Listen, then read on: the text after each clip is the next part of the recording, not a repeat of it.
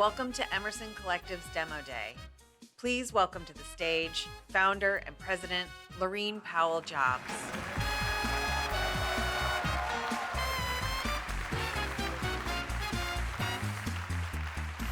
Hi. Good afternoon, everyone. Yeah, thank you. Good. We need really good energy in this room today because it is such a pleasure to be in this community of good-hearted people so that together we can and will navigate our uncertain world. We will chart our path guided by constellations of opportunity. Because let's not forget, we humans have never stopped proving in good times and bad that we have the power, we have the skills and talent that's needed to carry this world forward. Here's the magic. What our imaginations can picture, our minds can create. Because what is innovation, after all, but creativity? And what is creativity if not that deep desire, that refusal not to surrender to limits? Now, we know there's an abundance of noise in this country, but if we listen closely, really closely, we can hear the hum and buzz of all the original work that is always taking place in our midst, in the sciences, in the arts, and across the entire spectrum of human capabilities. This is serious work that seeks not glamour, but results and impact. The steady exertions of women and men who, problem after problem, challenge after challenge, keep discovering and inventing solutions to what ails and blocks us. Creators and builders are the light makers, and their illuminations never cease. They are our knights of knowledge, and they deserve honor and support because they put the substance in our hope. They give us reason not to fear the future, but create it. They are the custodians of humanity's capabilities.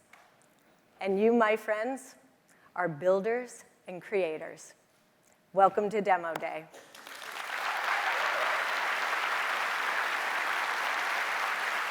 So, now, please join me in welcoming to the stage our two Demo Day MCs, Jennifer Palmieri and Joe Kennedy.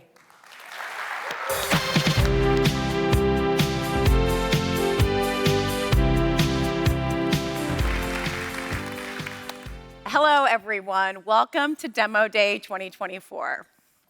I'm Jennifer Palmieri. I'm a senior advisor here at Emerson Collective. And hi, everybody. My name is Joe Kennedy. I also serve as an advisor here to Emerson, and we are so excited to be here with all of you together.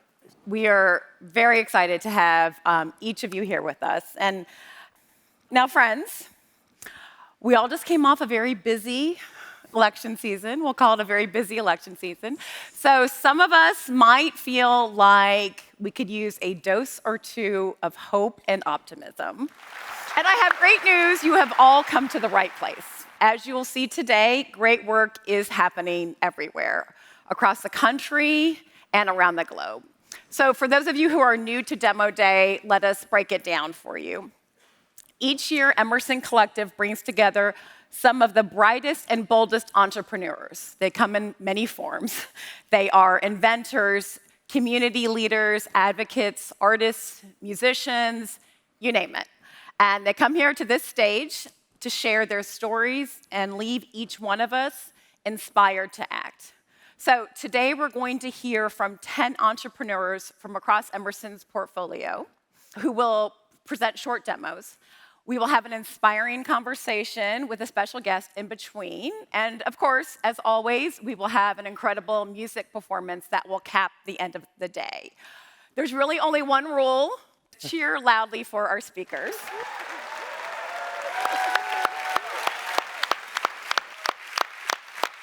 Joe, can you give us a preview of our first group of demos? I absolutely can, Jen, and we're really excited for this. Folks, we're going to meet a leader who is strengthening his hometown through art.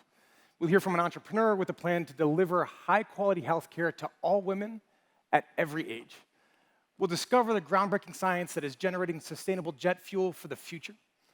We'll learn the secrets of coalition building from a seasoned strategist, and we'll hear about the history behind one of America's most enduring art institutions. Then a lifelong educator is going to share his vision for scaling education across the entire continent of Africa. And finally, we're going to hear a little bit more about the fusion breakthroughs that will power our abundant future. So with that, we are very proud to welcome to the stage our first speaker, Brandon Odoms, also better known as B-Mike.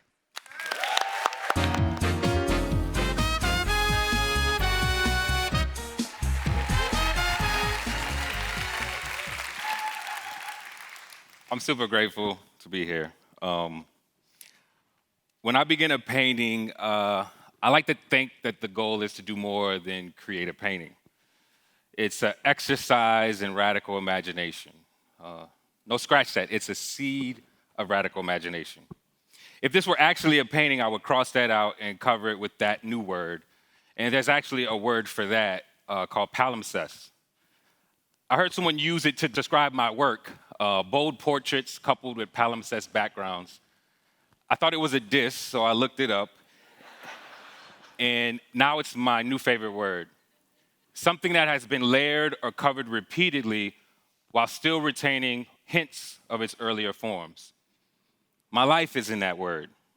For example, normally when I tell my story, I say that my journey to becoming an artist was a long, meandering one because I didn't have access to seeing Black artists, so therefore I didn't see being an artist as a real thing. But we're going to cross that out and cover it with a new idea, because that one is based on a very narrow definition of what an artist is. I believe the role of an artist is to imagine alternatives to the present. With that definition in mind, I would argue that each of you in this room are artists. And with that definition in mind, I realized that the first artist I met was my grandfather. He organized people in his New Orleans community around shared goals. And in the 70s, he even passed for white while campaigning with the man who wanted to become the first Black mayor of New Orleans, entering into white-only meetings to report back to the campaign. So I imagine my grandfather, he saw politics as a way to harvest his imagination for an alternative to the present. I can see him doodling on his hands, as he told me he was doing, in places he didn't belong, just as I was doodling on walls in places I didn't belong. About a decade ago, myself and a few dozen artists found ourselves making merry amongst the rubble of a Katrina-damaged housing project in the 9th Ward in New Orleans. We called that art experiment Project B. When the authorities made a palimpsest of this space by covering the art, we organized even more artists in a more expansive community art project called Exhibit B. Artists stretching their imagination about what could be built on top of the ashes of a nightmare. Then in 2016, in an attempt to make my first solo show as an artist, I took over this 32,000 square foot warehouse. It was only supposed to last for 6 months. And now 8 years later, Studio B has welcomed hundreds and thousands of guests, community artists, students, with this idea of what's possible with programming, events, et cetera. What's grown from this space is my organization, my nonprofit, Eternal Seeds. We work with emerging artists, equipping them with the tools they need to become our most revolutionary leaders by investing in their ability to imagine alternatives to the present. But what if we get covered again? The way this portrait is typically painted, artists are welcomed into spaces with little value, use their alchemy to create value, and then are removed because of said value. Well, we're going to cover up that idea. A few months ago, Eternal Seeds purchased that warehouse.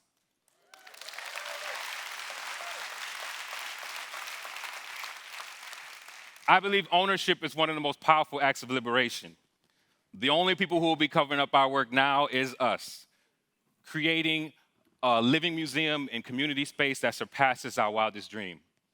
We want to be an example of what happens when artists are allowed to paint beyond the borders of a canvas. Outside the borders of a canvas is a lot of unknown, mystery, and possibilities. And I believe that once you enter into the darkness of the unknown, you either find something solid to stand on, or you'll be taught how to fly. That's what my grandfather did. He even ran for office himself a few times. He never fully made it inside the halls of power. He did help elect the first black mayor of New Orleans, though. And, yeah, give it up for that. And when I get back home to New Orleans, I will begin my latest mural. It's a portrait of my grandfather on a wall that towers next to City Hall. It's a future, yes.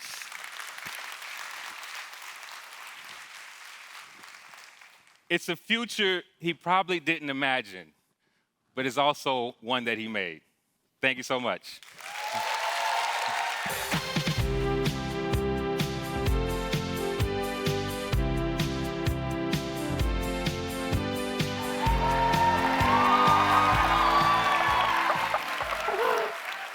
When I was 47, really at the height of my career, I stopped sleeping.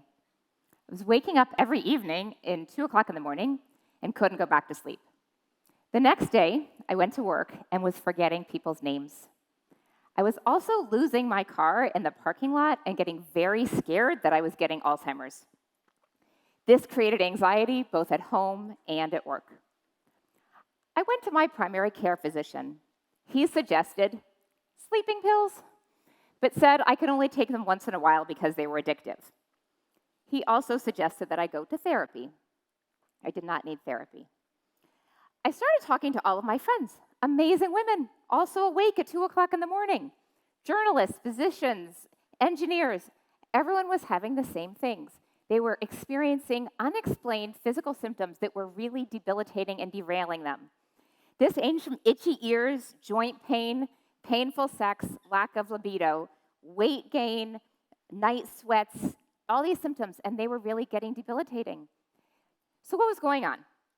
Menopause, or actually it's perimenopause. And perimenopause is insidious. It starts in your early to mid 40s, and it creates all these unexplainable symptoms. But because you're still having your period, it's not menopause, and no one is willing to diagnose it and tell you what to do.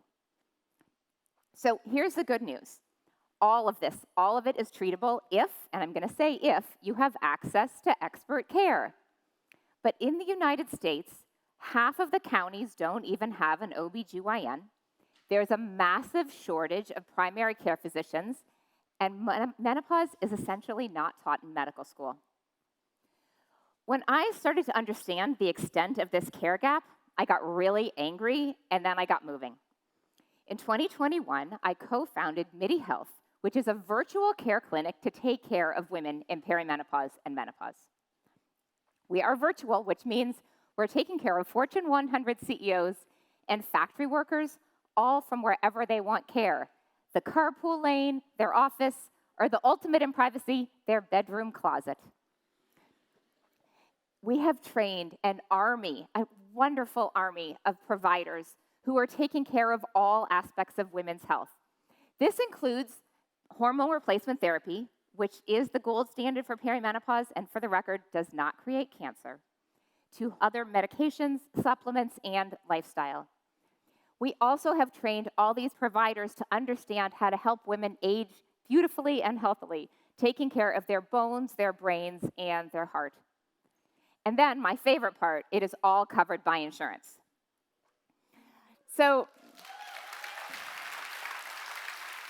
right? That's super important.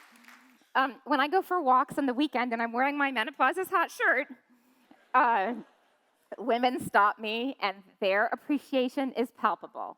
They say thank you for saving their sex lives, their marriages, their jobs, their relationships, really their lives in general.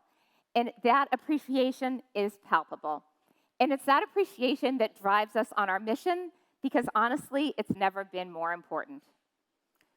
Women's health is fundamental to the economic security and prosperity of our country.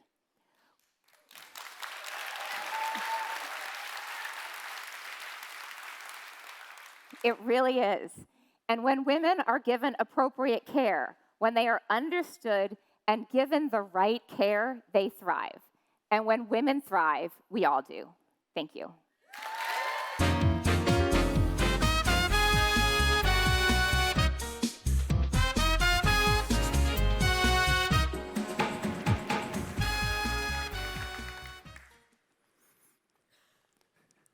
We all love fossil fuels. If you've taken a flight recently, fossil fuels. Yoga pants, running shoes, surfboard, fossil fuels. Did you brush your teeth today? Did you wash your clothes? Fossil fuels. We are addicted to fossil fuels, and I understand why. They're abundant, they're cheap, and they make the products that matter so much to us so well. But we all know that our dear fossil fuels have a fatal flaw, and that's their impact on the planet. We pull ancient carbon from the ground, use it to make things, and then throw away the CO2 waste into the air. But what if you could have the benefits of fossil fuels without the environmental cost? At 12, the company I co-founded, we've developed technology that can turn CO2 into the building blocks for these products that matter so much to us. You've probably heard of carbon capture and storage. That's where you capture CO2 from industry or from the air and then bury it underground. But with that, you're just burying what you've captured. That's a waste. At 12, we put our captured CO2 to work, and that's why we call it carbon transformation. We take CO2, water, and green electricity, and we break apart the CO2 and water, and then recombine the elements to make hydrocarbons. Those are the building blocks for fuels, chemicals, and materials that we currently make from fossil fuels. I started 12 with my co-founders Kendra and Natasha in 2016. We met at graduate school in Stanford, where they were doing their PhD research on the core science behind what we're doing. And now it's real. We've delivered the world's first laundry detergent ingredients made from CO2 to Procter & Gamble, the world's first car parts from CO2 to Mercedes-Benz, the world's first jet fuel made through CO2 electrolysis to the US Air Force. And before the end of next year, you'll be able to take commercial service on Alaska Airlines using fuel from CO2.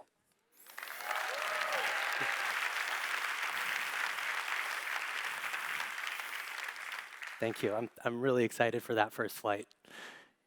You've probably heard a lot about the energy transition. That's the process that we're going through as a society where we move from fossil-based electricity generation to renewable sources of electricity generation. But even once we've gone to 100% carbon-free electricity, we'll actually still need billions of tons of carbon per year to make the products that we need for the global economy, to fly around the world and to make all of those products that matter to us. So what we need is actually another transition. That's the carbon transition. That's where we move from taking carbon from the ground to instead leaving it there and using the carbon that's already in the air to make all of those products. That's the next industrial revolution. And together, we can build a world made from air. Thank you.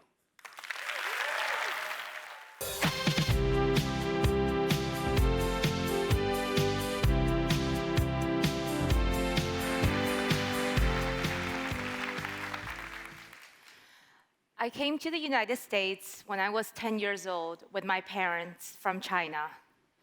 Growing up and watching my family navigate this complex immigration system is why I dedicate my life to fixing it.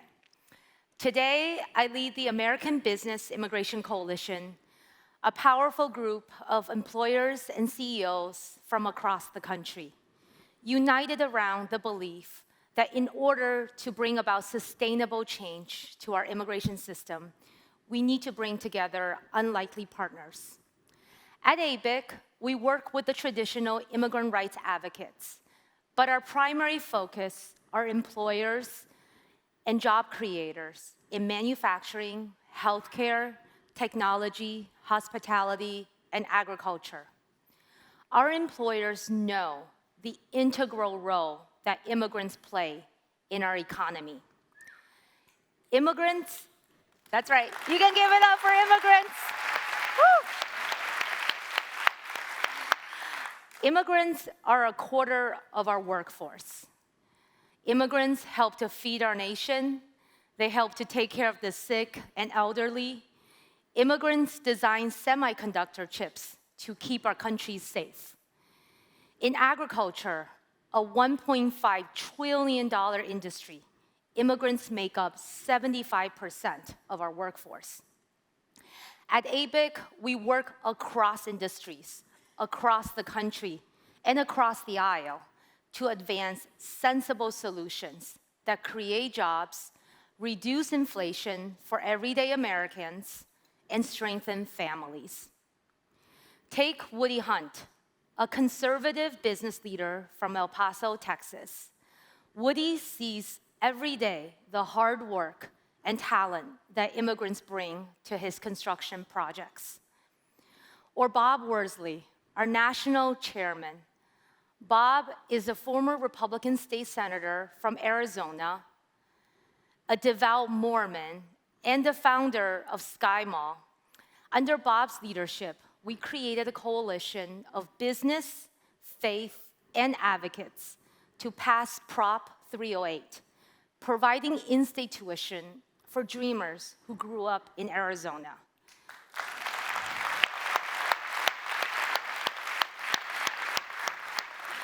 The Arizona Chamber, the Greater Phoenix Leadership, the Arizona Dairymen's Association all came together and supported Prop 308 because it addresses critical labor shortages and keeps Arizona competitive. In Maine, we worked with local tourism bureau, the banks, and the local power company to create job-ready programs for immigrant Mainers ready and willing to settle down and contribute with their talent and hard work. I'm not here to tell you that our work is easy, but I am here to share that our approach is simple. Make friends. Make lots of friends. Make friends with people who you didn't think you could be friends with. And with this approach, we're able to bring together a bipartisan basis of support for sensible solutions. And when we frame this issue in its economic impact, we're able to bring together broad consensus.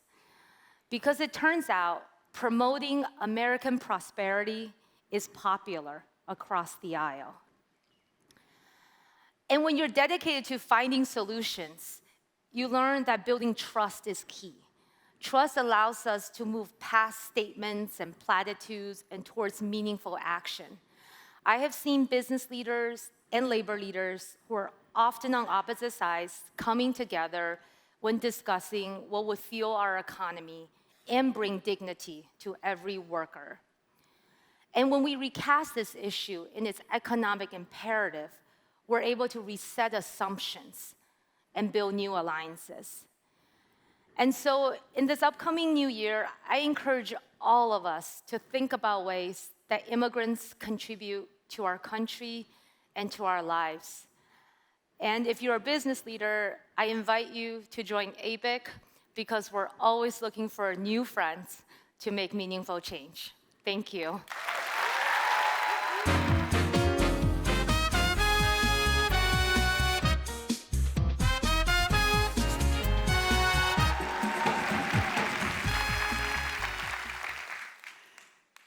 It's November 21st, 1934, in the heart of Harlem.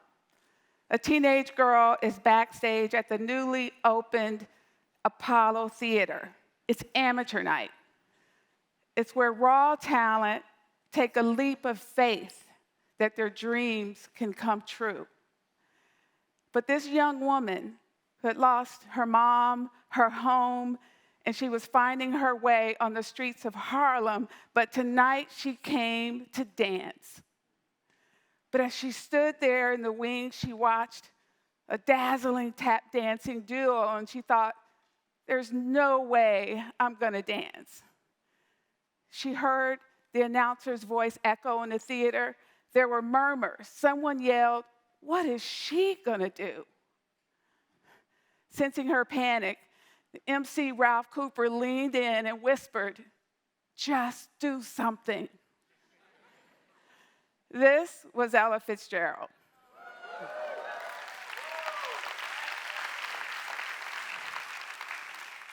She remembered her mom played a record by Miss Connie Boswell, Judy. She started singing. Her mesmerizing, soulful rendition captivated the audience. At amateur night, the winner was chosen by applause. She won easily, and the First Lady of Song was born. The legacy of the Apollo Theater was built on performances at amateur night. The world-famous Apollo Theater, artists called it a university, a church, a cathedral, the Holy Grail magic. I grew up in the Midwest, and I had a chance as a teenager to visit Harlem. And I stood outside of the Apollo Theater, and I realized that this was a place where dreams could take flight. Today, as president and CEO, I have the opportunity to be a part of that magic. Decades before it was the Apollo, it was a burlesque theater. And Black residents in Harlem were not allowed inside. But with the Apollo, everyone was welcome. Everyone had a chance on the stage for amateur night. You just better be good. So for 90 years, the Apollo has been a place of possibilities, a launchpad for legends, a symbol of excellence. Billie Holiday, Sarah Vaughan, James Brown, Jimi Hendrix, Aretha, Gladys, Lauren, her, the present day, Camille A. Brown, Kamasi Washington, Ta-Nehisi Coates. The Apollo was a place that amplified the voices of artists, that shaped American music, comedy, dance, and intellectual life. But the Apollo wasn't just about launching legends. The Apollo was about fostering self-discovery, nurturing community, and sparking social change. So every Wednesday night, the legacy continues at the Apollo. And you're all welcome to come and join us. The winner is still chosen by applause, but no booing the children, please. And while not everyone wins, everyone leaves with a special sense of wisdom of who they are as an artist. And without art, the world would lose some of its best ideas. So in honor of art and opportunity, in honor of the Apollo Theater and Amateur Night, in honor of a courageous and resilient teenaged Ella, don't hold back your artistic hopes and dreams. Don't hesitate. As the MC Ralph Cooper said to a young Ella, just do something. Thank you.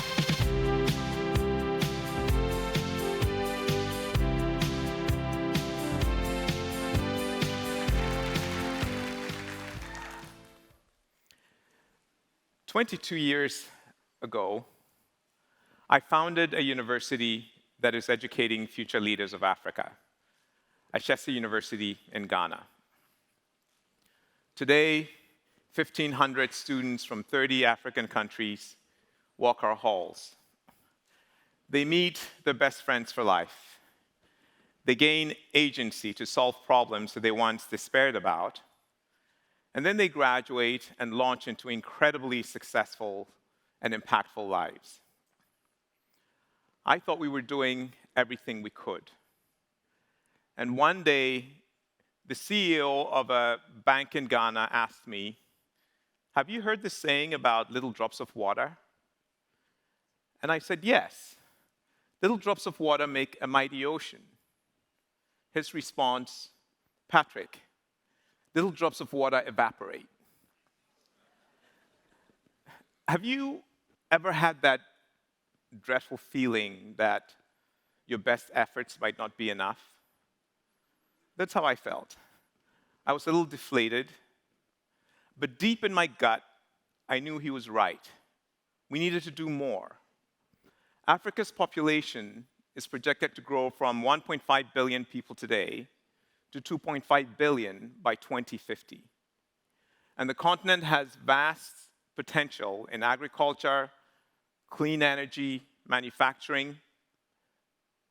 This population growth, can result in a crisis, or it can usher in a positive new age for Africans. With the right education that prepares people who can create high trust, high performance, climate resilient economies, Africa will flourish and contribute to a better world. So we asked ourselves, what can we do to scale to the size of the opportunity? Now, of course, no institution can scale to that size by itself. But what if we could leverage the power of the collective to improve the quality and impact of all African universities? It seemed to us that the best path to transformative scale was to leverage the strengths and the talents of the over 1,000 schools that already exist in Africa, serving millions of students every year. And so we started an initiative called the Education Collaborative and invited other universities to join us. Over the last few years, faculty and leaders from 230 African universities, representing 50% of the continent, have engaged with the Education Collaborative. Progress. We share curricula, course content. We share advice and insights on how to manage our finances better, manage fundraising, to manage student services. We share tips on how to boost research and innovation. And we've raised funds to support universities, to build startup incubators, and also to build career placement offices on their campuses. We're making progress.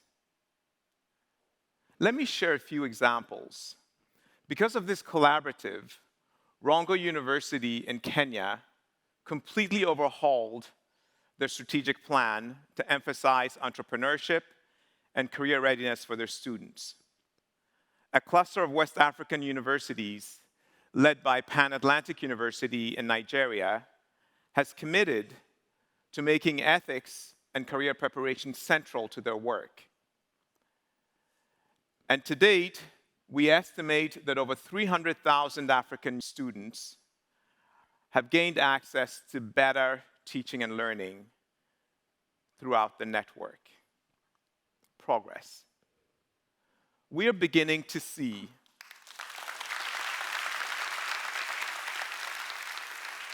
Thank you. We are beginning to see our little drops across the continent collect into flowing streams. And if we succeed in growing this collaborative, we may yet create that mighty ocean that transforms Africa's economic potential for good. Thank you.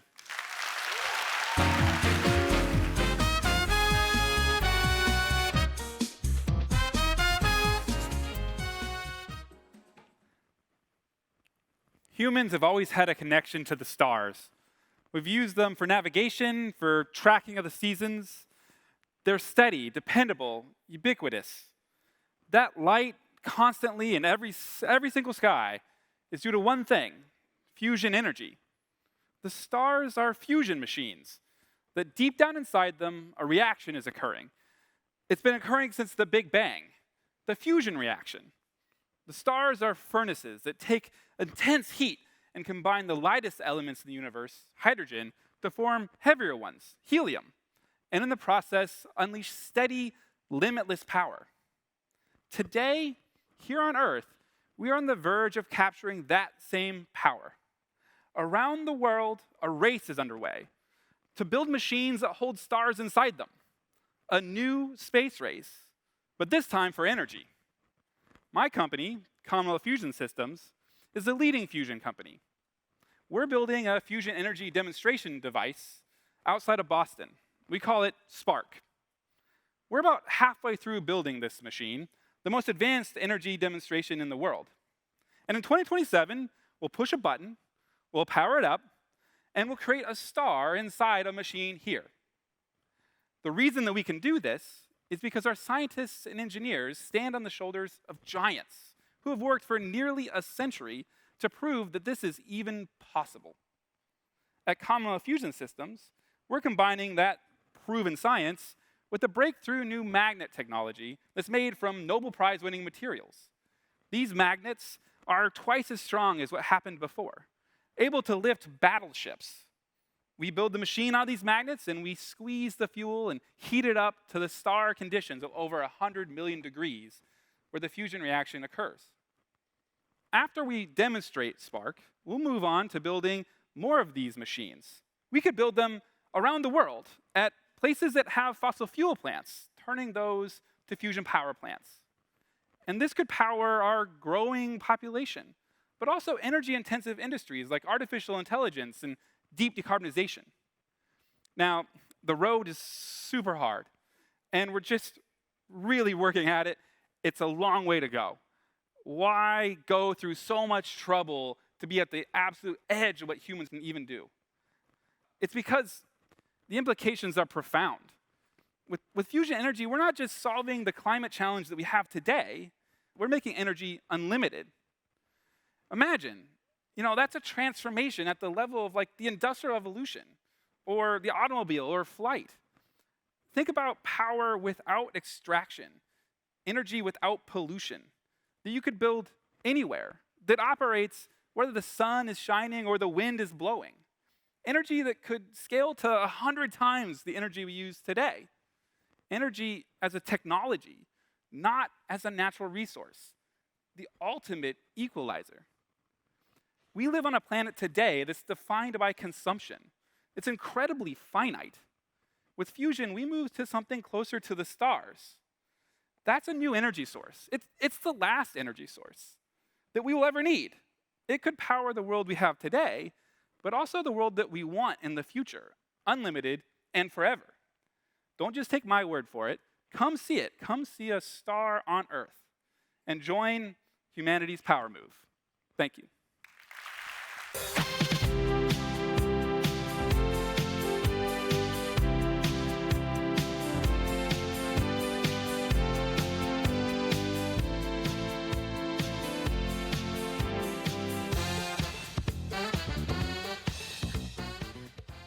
All right, so thank you to all of our presenters. So that was amazing, right? I told you. Right? Cheer, the one rule, cheer loudly. But I told you we would be inspired to act, and each one of them, those presenters did just that. Special treat, friends. Next up, we'll have Emerson Collective founder and president Laurene Powell Jobs in conversation with the founder and CEO of NVIDIA, Jensen Huang.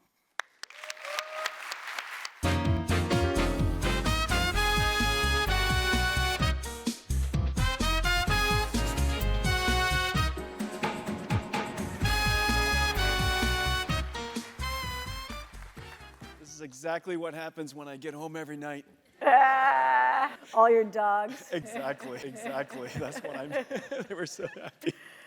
Oh, well. I am so nervous. I got to tell you, all of the presenters so far are so incredibly impressive. They really are.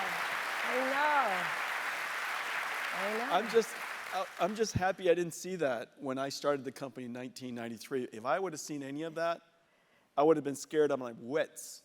I would have never started it. I don't believe it.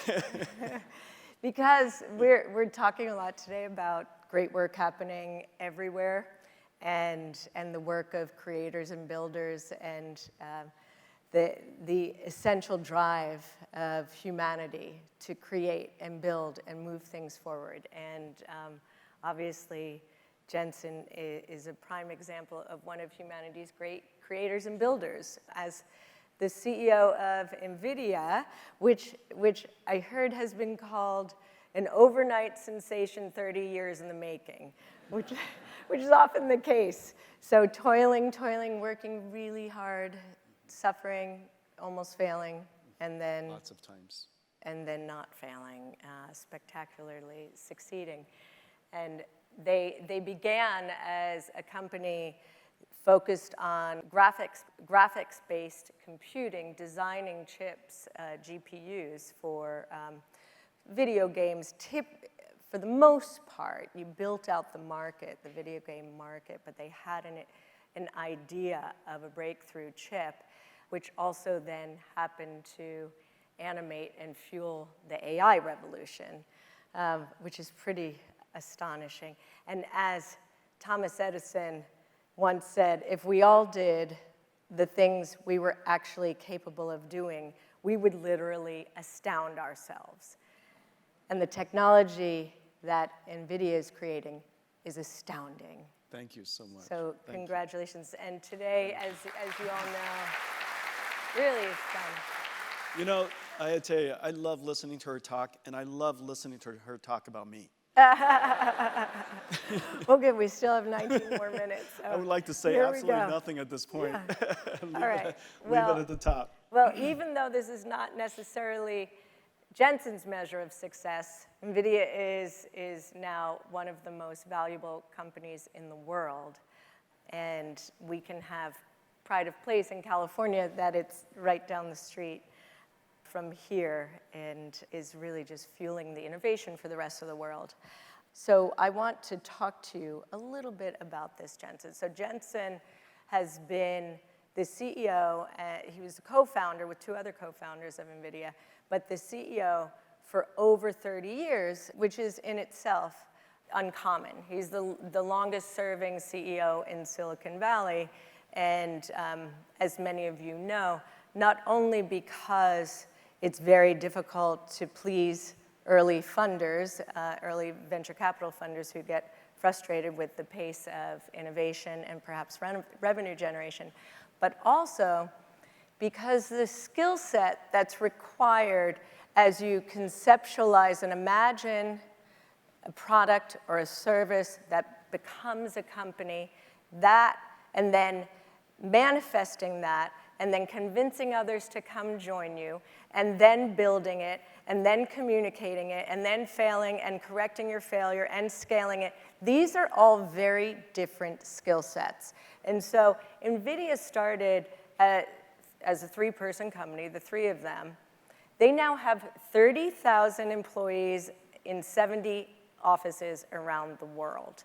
So Jensen managed to stay with the company before it existed to now when it's actually operating at scale, which is really an amazing arc, a truly impressive journey. So I'm so curious, Jensen, if you could share with us a little bit about how you think about leadership, how you yourself, there's no way you were prepared to run a large company 30 years ago, but you evolved, you grew as a leader, you stretched. I wonder if you can talk a little bit about what that journey has been like for you. What are the core values that you never left behind? What are some of the practices that you did leave behind, and how has that evolved? The journey is incredible. So first, I'm going to tell you a story, and then from that, I'll work backwards and explain why this is so important a story. So we wanted to build a special type of computing company, and the first application was computer graphics. And it turns out the first application kind of defines your company because that's really the only business plan you could write anything about. What are you building? For whom are you building it? How are you going to succeed in building it? So on and so forth. And so the first chip we were going to build was a graphics chip, 3D graphics chip. Right. And so we came up with algorithms for computer graphics, and turned out our algorithm, after developing it for 2.5 years, was wrong. Instead of using triangles, we used curved surfaces, and instead of inverse texture mapping, we used forward texture mapping. It's kind of basically everything was backwards. And it sounded like a good idea, and on first principles, it seemed like a good idea, but it turned out mathematically to be wrong. 2.5 years later, competition was all around us, and we were the only company in the world doing it wrong. There were 30 other companies. I know, I couldn't tell you why, but anyhow, well, I can't tell you why. 29 other companies were doing it right, and we were doing it wrong. and we're running out of money. I imagine so. And we had a contract with a very important company, Sega at the time. And so this was the dilemma. One, we had to fulfill the contract. There was $5 million left in the contract. I needed all $5 million because we needed that money to survive. Two, realizing that the algorithm was wrong, I had to find a way to get out of the contract, but I needed the money. If I got out of the contract and I did get the money, I still don't know how to do it right. And so luckily, I went to this store called Fry's Electronics. Yeah, I know that Completely store. not kidding.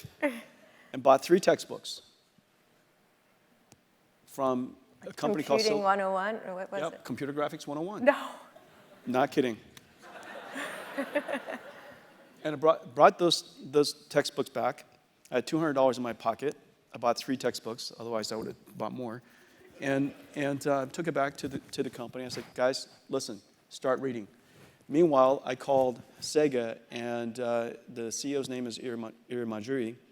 Iri Majuri-san was the former CEO of Honda America. He went back to Sega to run Sega, and during that time, Sega was super huge. Yeah. And I told Iri Majuri-san, I have bad news, and then I have worse news. And so the bad news is that we need to get out of this contract. And I know you're counting on us to build your next generation game console. But unfortunately, I need to get out of this contract because we were wrong. The technology won't work. So you told him the truth. Yeah, it won't work. And so he was took him a while, took him a moment to gather himself, because that's their next generation game console. Imagine, and then I said, so he goes, then he asked me, so what's the worst news? I said, I still need the money. and I explained to him and why the situation. I reasoned with him about his company, and I reasoned about it from my company's perspective, and why we deserve to survive. And incredibly, nobody else would invest in the company at this point. We were doing it wrong. And so he turned his $5 million into an investment in our company. Wow. And gave us the chance that we needed to build a groundbreaking chip called Riva 128 that many young people grew up on. Completely changed the landscape of 3D graphics, revolutionized 3D graphics as we know it, blew people away. Wow. And we read about it just months before from textbooks that I bought at Fry's. And so what did I learn? And so Many things. I think, May I ask you before you tell us your lessons, was he the founding CEO of Sega? No. Yeah, he put his career in jeopardy for me. Wow. Yeah, and I just saw him last week. He came to. We were doing a big summit. I hope he still has his investment in NVIDIA. Well, it turns out they sold it and turned $5 million into $15 million, and they were very happy about that. Okay. But they. So it turned out they left $800 billion on the table. Isn't that amazing? Anyways. I hope you paid for dinner.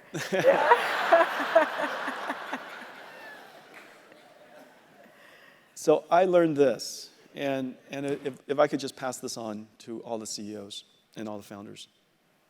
It turns out that the reason why you're funded is because somehow you're a technology expert of some kind, some field, not some kind, some field.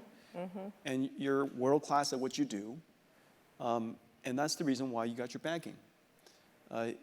You got your backing, and as a result of that, you have to embody confidence, strength, certainty. And the story I told you was a story of weakness, vulnerability, uncertainty, the lack of domain expertise. And yet, here we are. We are the single most important computer graphics company since Pixar. And the first time I met Steve was because of Pixar. And Ed Catmull will tell you how proud he is of NVIDIA and the great inventions we've made since. And we invented modern computer graphics as people know it. We've contributed more to computer graphics than just about any company in the world. And we read about it in a textbook in 1993. And so what does that kind of tell you? Yeah. It turns out all of those things are really important. Domain expertise is important. Your technical expertise is important. You want to be confident, but really you want to be confident and uncertain. You want to have the ability to question yourself constantly. And the reason why is because having confidence says, even if you're wrong, you could pivot Right. and still catch the ball. You can still win. Right. No. You can still succeed. So That to was be the- a nimble thinker. That's to be right. an When I went to elastic Fry's and bought those textbooks, it was because I'm certain if we just read a few pages, we will reinvent computer graphics. thinker. And that's the confidence you want. The confidence of being wrong and still succeed. Yes, but you were also excellent technologists. That's, of course, yeah. Yes. Yeah, yeah. Don't let me discourage you from being an investor in our company. We're, we're very good engineers. So one, I learned that it's okay to be confident, and be seemingly world class at what you do, but still be uncertain. I also learned that it's okay to be strong, but be vulnerable. That asking for help as a CEO is probably the single greatest thing that you can do. Yeah. And to this day, it's not unusual when I meet somebody for the very first time in the company. It starts with, "Hey, listen, I need your help." And it's because I need your help because I heard that you have some capability that could be helpful in something that we're working on. Yeah. And I'm constantly recruiting people to help me so that we can go realize this amazing dream that we have. Right. And I also learned that even when it's a company, even when your contract is on the line, that being vulnerable and just being honest and straightforward and not trying to be over slick about it and not trying to No, make it brings worse. others on your side. That's right. Just So let now people they were know. really rooting for you. That's right. And Yeah. so anyways, I Spectacular. learned a lot of things. It's such a but good story. it's not easy. Everything that you said earlier as you were talking about starting a company and building a company is all true. There's just so much to learn. And maybe the most important thing I learned is that trip to Fry's is the NVIDIA story. I've been learning ever since. Yeah, and learning from others. And, I think so many CEOs feel that they have to be The this know-it-alls. sole arbiter of knowledge, and no one person can. Nobody Yes. needs you to know it all. And when artificial intelligence came along, nobody at NVIDIA knew anything about artificial intelligence. Right. And I just said, and this is, people make fun of me now, almost all the self-driving cars, robotics, artificial intelligence, scientific computing, building a Earth simulator for weather simulation, understanding digital biology. I always go into it and just say, how hard could it be? How hard could it be? Yeah. We could learn this. How hard could it be? Now, it turns out it's super hard. But you can't go into it like that. So how do you learn new difficult domains? So let's talk about AI, since you brought up. How did you and the rest of your company actually get up to speed in the way that you needed to? In the case of AI, archive papers. As I was driving up here, I was learning about something. I was watching YouTube. Same. Yeah. Yeah.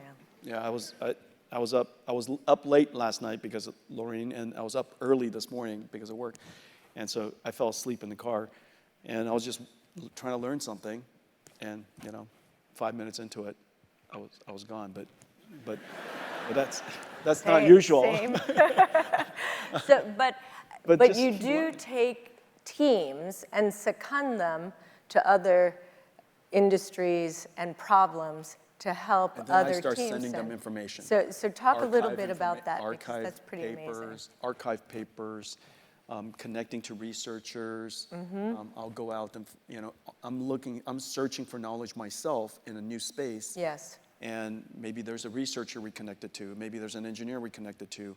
Maybe I found somebody incredible that is in a particular domain, and I recruit them, and then they start teaching us. And so there's a lot of different techniques to learn, but mostly it's really about recognizing that here's this new place that we want to go to. We've never been there, and it doesn't matter. The most important thing is so long as nobody else is there. As I was listening to a lot of the presentations today, and they all fall into one of my mental models for a good company, which is don't fight for share. I try not to ever fight. Yeah. Go create something new, an unsolved problem, an undiscovered space. Yes. And it's lonely, it's uncertain, but that's what you're here for. Yeah. That's why you're startups. So your curiosity-driven learning and management seems to infuse the whole company. Oh. So it ignites in everyone the ongoing curiosity. Yeah. How do you decide which fields and which problems that you're going to try to solve? They have to be three things. One, it has to be barely possible to solve. Yeah. And barely possible means... Like theoretically barely possible? Right, because of the technology readiness. So that's a technology readiness question. For example, fusion. It has to be a technology readiness question. It's barely possible, but you can imagine it being possible. Yes. So, for example, humanoid robotics. Barely possible, you can imagine it being possible. Self-driving cars. Barely possible, you can imagine it being possible. Okay, digital biology, computer-aided drug discovery. Barely possible, you can imagine it being possible. Yes. Over the course of the next 10 years, you're certain it will something happen. big is going to happen. Yes. And so that's kind of what you're looking for. If it's next year, I tend not to go after it. I like things that are. What's your time frame? I like things that are beyond 5, around 10. And the reason for that is because it gives you plenty of time to read books. I bet you keep fries in business. and so one, it has to be barely possible. Two, you have to reason about why you. That reasoning process about why you. Maybe it's because of your some of your technical capability, your intellectual capabilities. Maybe it's because of the scale or some expertise the company already has that you can leverage. Yeah. You got to answer the question, why you? Yeah. And all of your startups, why you? The Apollo, why you? The ABIC, why you? Yes. You got to ask yourself, why you? And it's hard to fake it too long. You got to ask yourself, why you? Because eventually, if it's a good idea, either a whole bunch of competition is going to come, which you hope. You hope eventually, because then that suggests there's a market. It's a big idea. Yes. Yeah, if nobody ever shows up, you will remain alone. And so the last part I ask is, do we love this so much? Do we just yearn to do it so much that we can endure a decade of suffering and fail and try again, fail and try again, being embarrassed and try again, being humiliated and try again? And that's still happening? Yeah, all over the company. Wow. And this is the part that I did right. I think there are several things we did right, but here's one. The alignment of what the company does for a living, the architecture of the company, otherwise known as organization, the operating system of the company, otherwise known as culture, that entire system, and then the last part, which is management process, management techniques, like, for example, how do we compensate? How do we review people? How do we encourage and discourage people? Yes. How do we give feedback? How do you react to success? How do you react to failure? Yes. All of that, from compensation system to how do you reward, give feedback. That entire system, management system, culture, organization, the company's fundamental purpose has to be aligned. And at our company, that articulation of that, how that whole thing came together and why it's what it is harmonious. And I can systematically prove it. Why I compensate people the way we do. Why I don't use this word bonus. Why we don't have variable comp. Why we don't have commission for our salespeople. Now I just went to the most far extreme, the most crass of management systems, which is compensation. And how do I give feedback? When do I give feedback? Do we take people aside? Do we do it right there? How do we do it right there? Right. Everything from reporting structure. Do people write status reports to me? How do we have information systems in the company? Everything inside the company was designed in one harmonious way. And you get to do that. The thing I wanted to tell all the founders is you get to do that. Don't just have somebody tell you because you read in a book, this is the way org charts look like. You get to design it. You design it, and design it from first principle. Remember what what organization says. The first 5 letters are the most important part. It's an organ. It's a living, breathing thing to perform the functionality of that company, the machinery of that company. And the culture, of course, is operating system. It's invisible. The culture is there to deal with situations where you don't have code, where nobody knows exactly what to do, but you still want people to do something. And so then that's when your culture takes over. That's when your core values take over. Yeah. And a lot of it, if you're a parent, then you know exactly what I'm talking about. And if you're not a parent yet, just imagine how you were parented, and you'll understand what I'm talking about. It's human nature, understanding human nature. Yeah. So how do you transmit all of these behaviors and values and processes throughout 30,000 people in 70 different offices?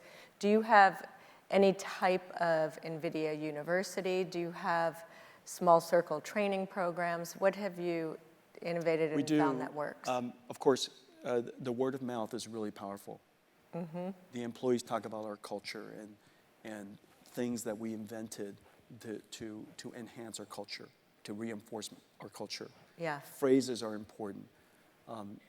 Management tools are important. The methods by which they do things. For example, every single person is encouraged to write this thing called a top 5 things.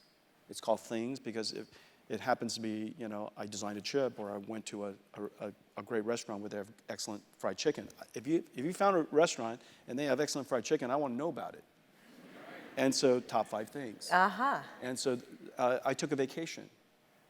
I just had a baby. Top 5 things. Right. And so it should take you almost literally no time to write it because it's your top 5 things. I'm not asking you to think. I'm just asking you to tell me what your top 5 things are. Yes, everyone could do And that. your reactive answer is actually the best answer. Now, imagine 36,000 people doing this sporadically. You don't have to do it every week, but I ask you to do it at some point, and I read every one that's written. They email it to you? Yep. They're broadcasted to the company. And imagine, you guys know, does everybody know what an IoT is? Internet of Things? Basically sensors. That's what NVIDIA is built on. A bunch of really remote sensors. And the only 2 communication systems is today I have my company meeting and I talk about our company strategy, what's important to the company, why it works the way it works. And so that once a quarter I do that. And then the rest of the time we're looking at information from the edge. Yep. And so the reason for that is because strategies are not words. Strategy, they're actions. It's how we translate potential energy, vision, concept, idea, hopes, and dreams into kinetic energy. And you can tell when you're executing strategies because calories are expended. And so I need to see people doing those things. And the way you test whether the company's aligned is whether people are doing the right things at the edge, all over the company, that are consistent and aligned with the strategies we talked about at the company meeting. And so we just then we just take this and just diffuse it throughout the company. Fascinating. Yeah. Yeah. And so I don't care what people tell me is the strategy of the company. It only matters that I can reconstruct it from the actions of everybody. That makes total sense. Yeah. Wow, thanks. I'm learning a lot. Yeah, so you could create. How cool. This is super interesting. Create All right, your own Jensen. management system. Unfortunately, I had so many things I wanted to talk to Jensen about, but I know we're time constrained and we want to be good stewards of Demo Day. So we're going to have to move to rapid fire. I don't want to let you out without a few rapid fire questions. You have everything you need. You don't have to worry. Don't think too hard. Okay. Favorite country to eat street food? Taiwan. All right. We could do top 5 street food in Taiwan. That would be a good one. Star Trek character you most identify with? Well, I would have to say Captain Kirk. Well, there you go.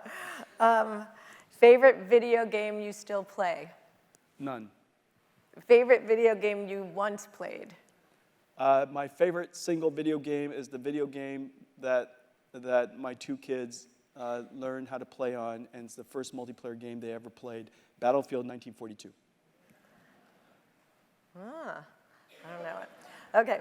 Who have you not yet met who you would like to have dinner with? Well, until recently, I would have said Lorene. Nope. Had dinner with. Well, I don't know, or lunch.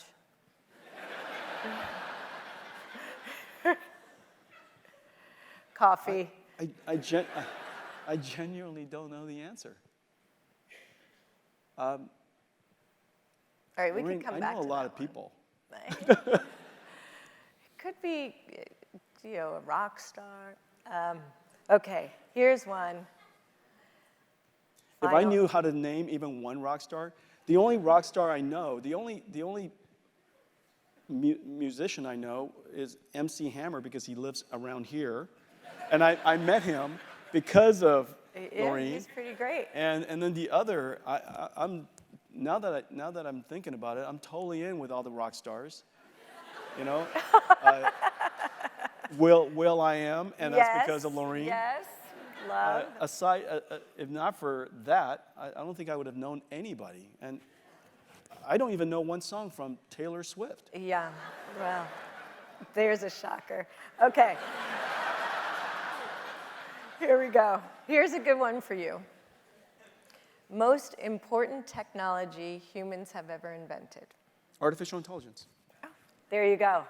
That is the end of our interview. Yay to Jensen. Thank you.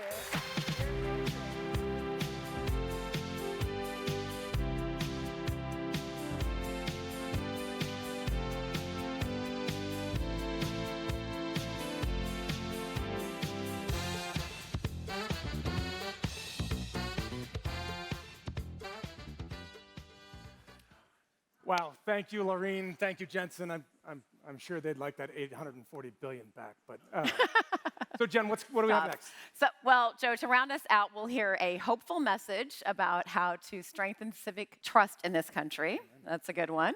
We'll meet an entrepreneur connecting neighborhoods with fresh, healthy food while creating new opportunities for farmers. And finally, we'll learn about innovative advancements in prosthetics across the globe. So with that, ladies and gentlemen, please help me welcome to the stage Carrie Joy Grimes.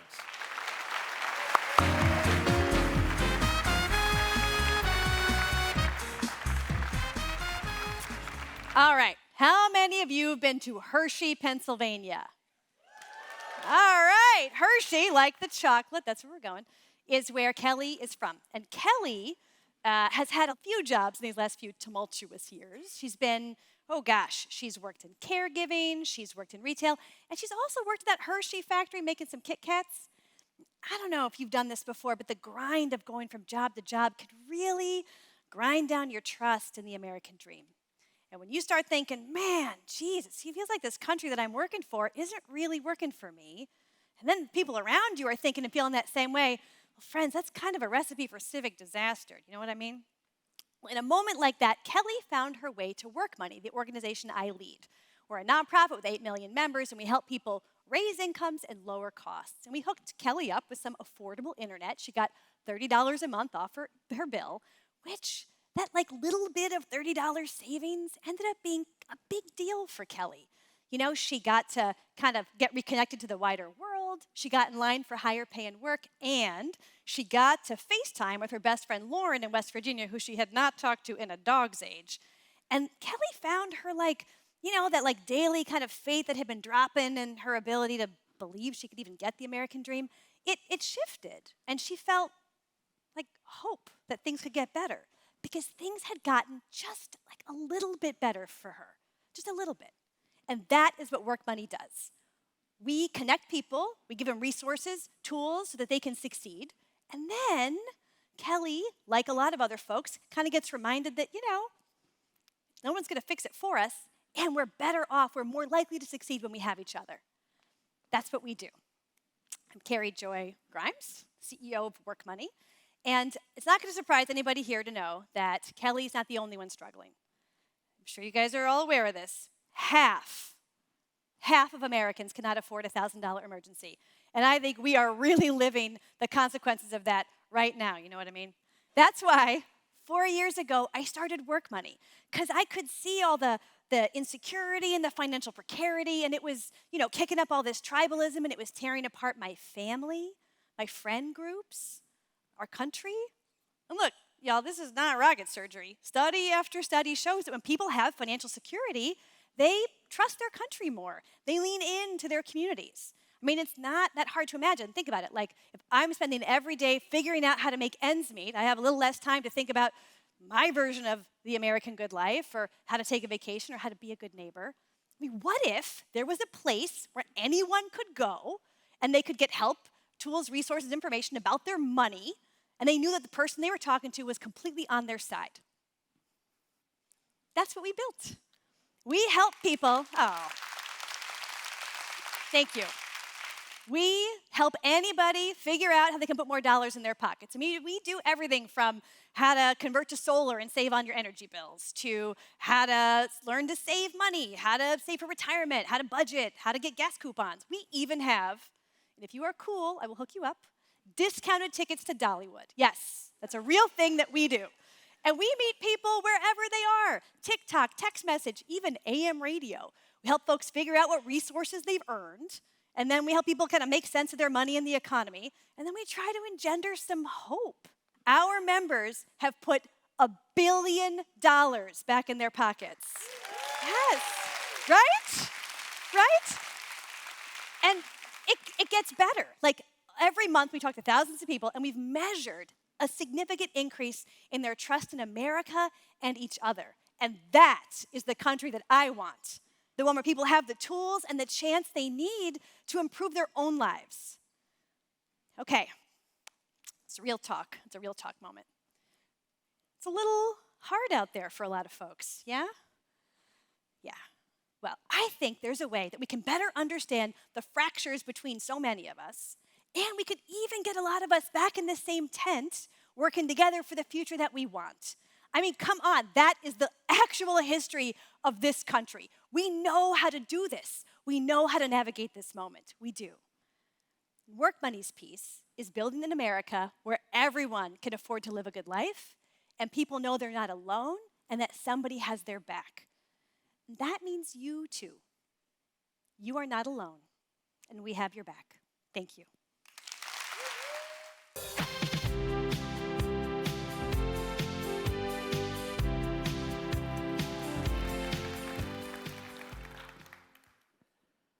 It's the holiday season, which means soon many of us will be gathering with friends and family to celebrate over a meal. And I love good food, so it's my absolute favorite time of the year. And we have so much to be thankful for. Yet the abundance we enjoy is not equally experienced by everyone. In fact, our food system is failing to meet the needs of the most vulnerable people in our communities. I'm Hailey Johnston. My wife Tatiana and I created the Common Market to do something about this. Our food journey began about 20 years ago, working alongside of our neighbors in Philadelphia to try to change how we access nutritious food. Many of our people were struggling with chronic health conditions, preventing children from learning in schools and families from overcoming generational poverty. You see, we all wanted good food, but for some reason it wasn't finding its way to us. So we decided that we were going to take greater control or sovereignty over the quality of food that reaches communities like ours. And the crazy thing is, we live in a region with a fairly rich agricultural history. Within about a 2-hour drive of Philadelphia, you can still find the family farm that's producing almost everything on your holiday menu, from pastured animals to collards and kale, sweet potatoes, green beans, even heirloom apples and turkeys. Yet many of these growers struggle to compete with cheap, often processed food brought in from far away and produced with no regard for labor or environmental impact. Many of these farmers have no choice but to give up the family farm. Their communities are struggling, and we wanted to find a solution. So we sat with dozens of farmers and listened while they shared how the connections between urban and rural people had eroded over time. And this is not just in Philadelphia, but in every region of the country. We dreamed of the Common Market to help rebuild some of this connective tissue for a better food system. Think of us as your distribution partner, bringing the highest quality food to the communities that need it most, while sourcing from sustainable family farms in our local geographies. We work with schools, hospitals, and other community venues, bringing the ingredients that make meals more nutritious and delicious. And it's working. Consider the story of one of our partners, the Bridgeton School District in South Jersey, where they're now featuring locally pastured pork carnitas and introducing salad bars to their largely Latino student body.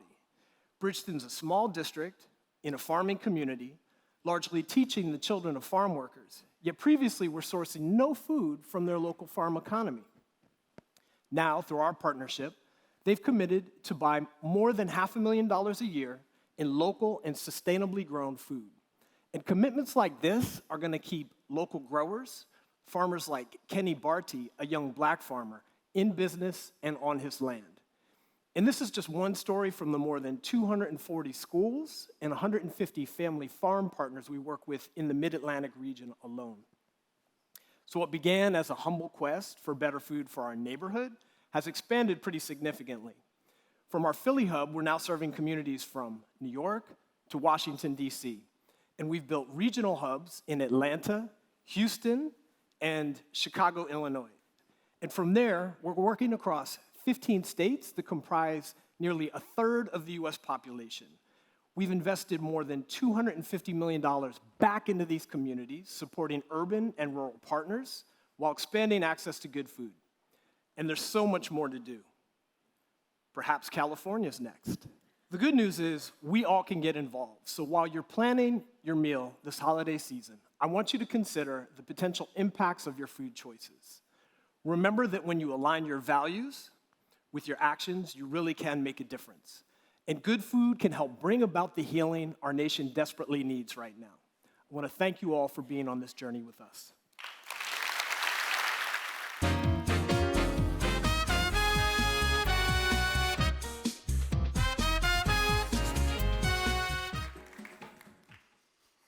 In 1982, I lost my legs in a mountain climbing accident. I had been a world-class climber, and my primary goal in life was to be the best in the world. But my doctor told me that I'd never be able to climb again. Thankfully, I did not listen to his prognosis. And using machining skills that I had learned in high school, I built in my family's barn artificial limbs that enabled me to return to the vertical world of rock and ice climbing. But they did so much more.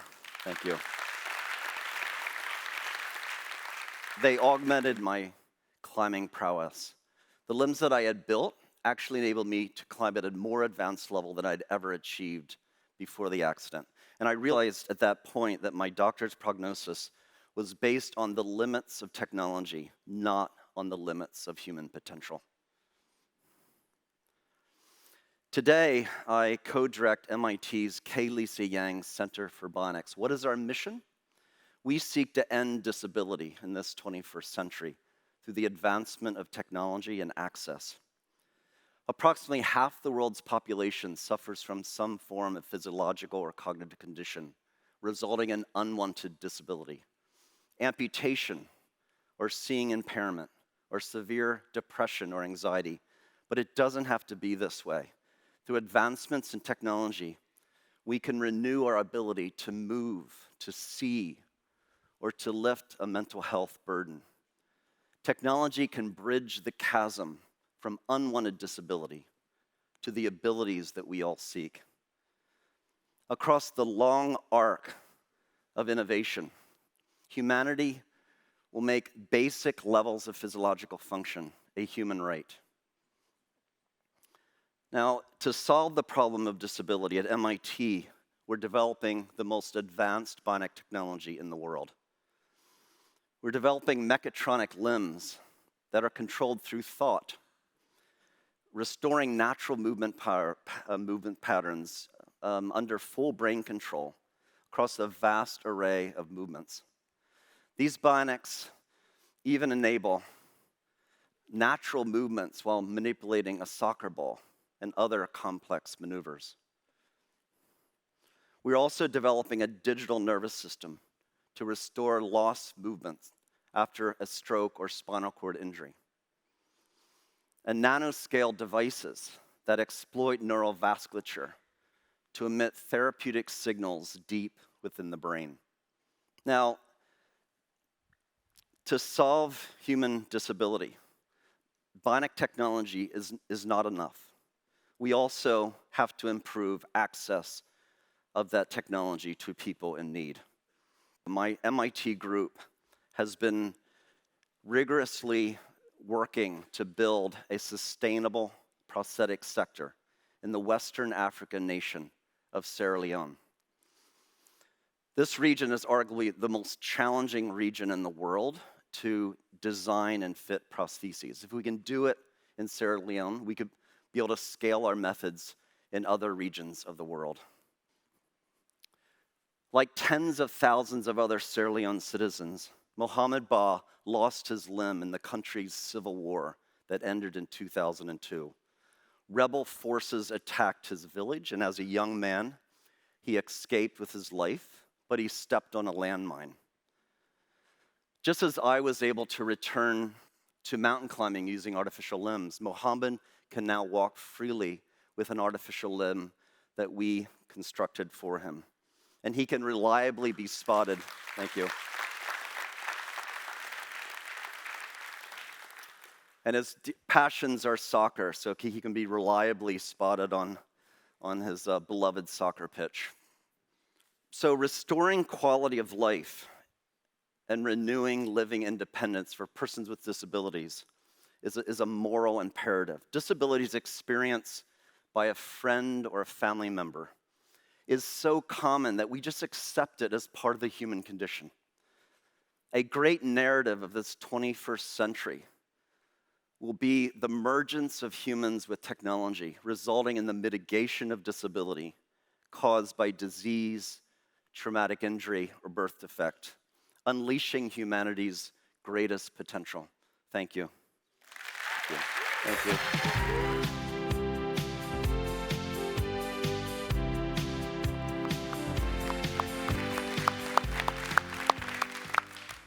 That was pretty incredible. Thank you, Hugh. That was really inspiring. Yeah, so great I get to follow that. Yeah, I know. So with that, yeah, thanks, Jen. And with that, everybody, please help us give all the speakers one more round of applause.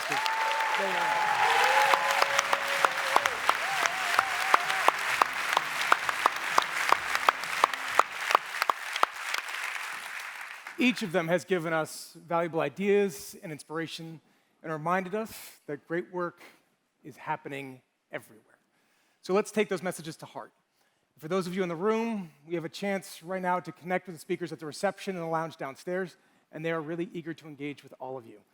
Jen and I will be making a beeline straight for them, so you can come follow us, and we'll lead you right to them.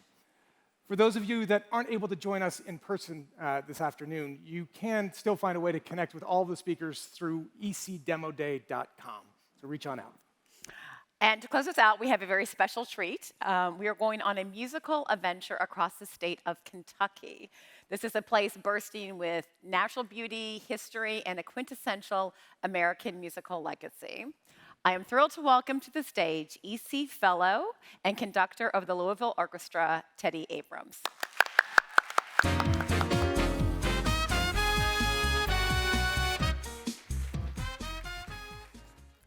So I'm originally from the Bay Area, but 10 years ago, I moved to Kentucky to lead the Louisville Orchestra. And in my role as conductor and as an Emerson Collective Fellow, I've been lucky to travel to every corner of this great state. I've learned that Kentucky is a microcosm of America, a confluence and a contradiction. Neither north nor south, Kentucky is a small state, but with some big history. It's the birthplace of the greatest, Muhammad Ali and Abraham Lincoln, the land of bourbon and horses, and the source of some of our country's greatest musical genres, including bluegrass, which descended from folk music in the beautiful Appalachian Mountains. And this afternoon, we will journey through that musical history. You're about to hear a piece of music known by many names. Some might know it as Aaron Copland's Hoedown from his ballet Rodeo, but its true source is in eastern Kentucky, where a fiddler named William Stepp developed this legendary riff on the folk song Bonaparte's Retreat.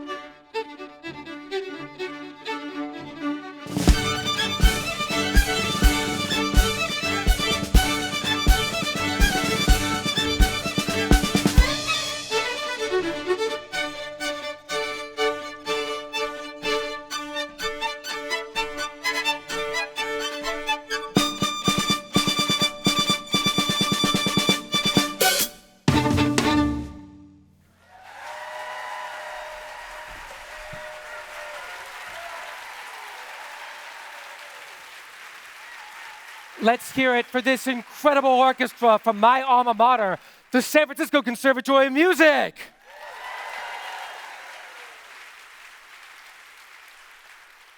I'm proud of this next generation of talented and inspired musicians. And now, I'd like to introduce you to an exceptional musician.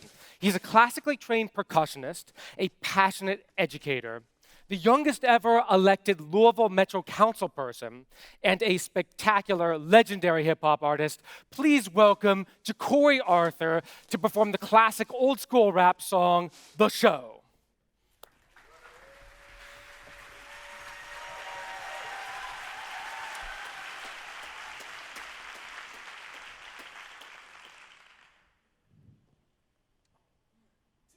Three.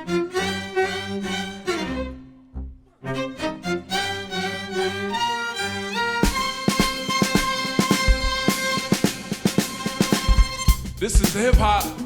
So y'all gotta stand up, wave your hands a little bit, show some solidarity.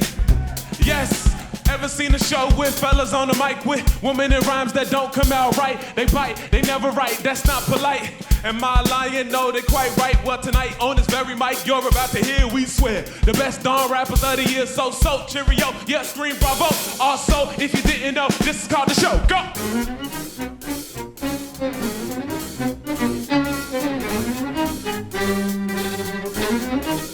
Somebody say ho!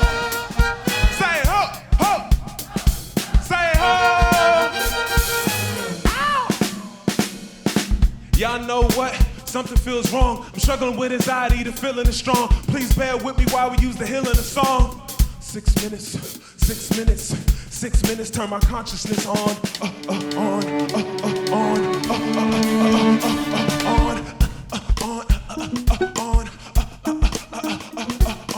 Let me turn my consciousness on. But before we go, here's a seed. Let's go to fields where they weed. In the belly of the South was a breed. We wanted freedom, so they tried it to succeed. Then brothers for our brothers had to bleed. My ancestors had to fight to get free. All our spirituals are more like a creed. And every march was a political stampede. So today I need y'all to take heed. Let this music be the battle cry we need. To fight violence, oppression, and greed. And make peace, love, and justice a deed. So I'm challenging hip-hop to lead. If you believe we need a new movement for change, y'all gonna have to turn the energy up just a little bit. Let's try to move. Move with me, too. To the right, right, right, left, right, left, left. Move right, left, right, right, left, right, left, left. Move. I see you in the front. Where's this side at? Hey. Somebody say hip hop. Up top say hip hop. Everybody say hip hip hop. Say hip hip hop. Chop hippity hippity hop chop. Look hippity hippity hop. Say we gon' be alright. Say we gon' be alright. Don't give up the fight. Say don't give up the fight.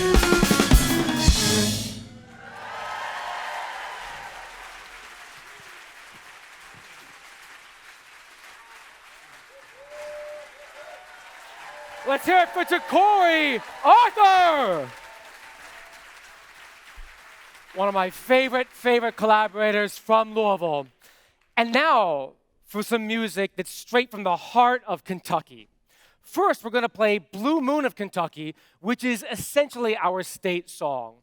And then we're gonna do the craziest possible version of the classic Orange Blossom Special. And that's because we have with us a wonder of the musical world, Michael Cleveland. Despite being born blind and partially deaf, he is perhaps the greatest living fiddler. So please welcome Michael Cleveland, Josh Richards, and Nathan Livers to the stage. 1, 2.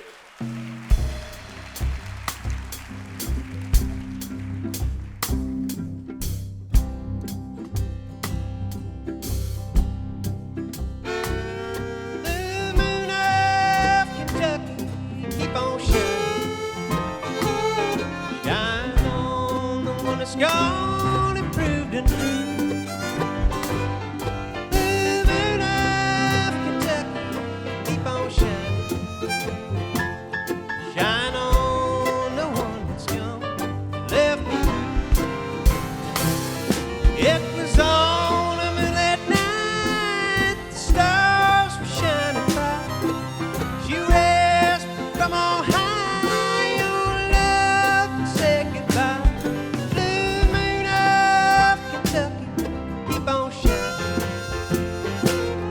Shine on the one that's gone, say goodbye. Shine on the one that's gone and say goodbye.